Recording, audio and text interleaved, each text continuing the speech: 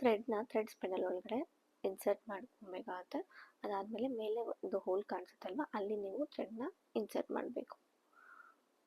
So ಅದಾದಮೇಲೆ ಟೆನ್ಷನಲ್ಲಿ ಒಂದು hole ಕಾಣಿಸುತ್ತೆ, ಅಲ್ಲಿ ಥ್ರೆಡ್ನ ಇನ್ಸರ್ಟ್ ಮಾಡಿ, ಮತ್ತು ಈ ಥ್ರೆಡ್ನ ಟೆನ್ಷನ್ ಡಿಸ್ಕ್ ಒಳಗಡೆ ಸ್ವಲ್ಪ ಟೈಟ್ ಮಾಡಿಕೊಂಡು ಇನ್ಸರ್ಟ್ ಮಾಡ್ಕೊಬೇಕಾಗತ್ತೆ ಮಿಡಲಲ್ಲಿ.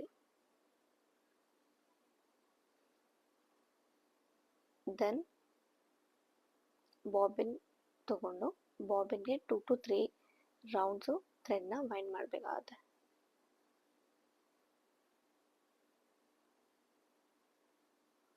ಇದನ್ನು ನಾವು ಇಲ್ಲಿ ಫಿಕ್ಸ್ ಮಾಡಿ ಈ ಥರ ಲಾಕ್ ಮಾಡಿ ಮಿಷನ್ನ ಆನ್ ಮಾಡಿ, ಸೊ ಪೆಡಲ್ನ ಪ್ರೆಸ್ ಮಾಡಬೇಕು.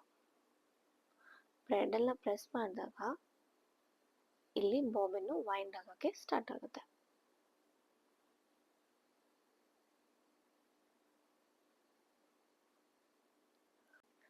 ಈಗ ನಾವು ಥ್ರೆಡ್ನ ಕಟ್ ಮಾಡಬೇಕು. ಇದನ್ನು ರಿಮೂವ್ ಮಾಡಿ ಬಾಬಿನ್ ಕೇಸ್ ಒಳಗಡೆ ಬಾಬಿನ್ನ ಇನ್ಸರ್ಟ್ ಮಾಡಿ, ಸೊ ಈ ಥರ ಥ್ರೆಡ್ನ ಹಾಕಬೇಕಾಗುತ್ತೆ.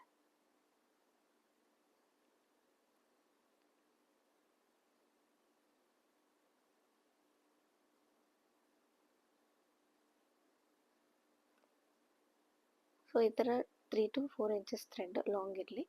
ಇದನ್ನು ನಾವು ಮಿಷಿನ್ ಕೆಳಗಡೆ ಈ ಥರ ಇನ್ಸರ್ಟ್ ಮಾಡಬೇಕು. ಇನ್ಸರ್ಟ್ ಮಾಡಿ ಲಾಕ್ ಮಾಡಬೇಕು.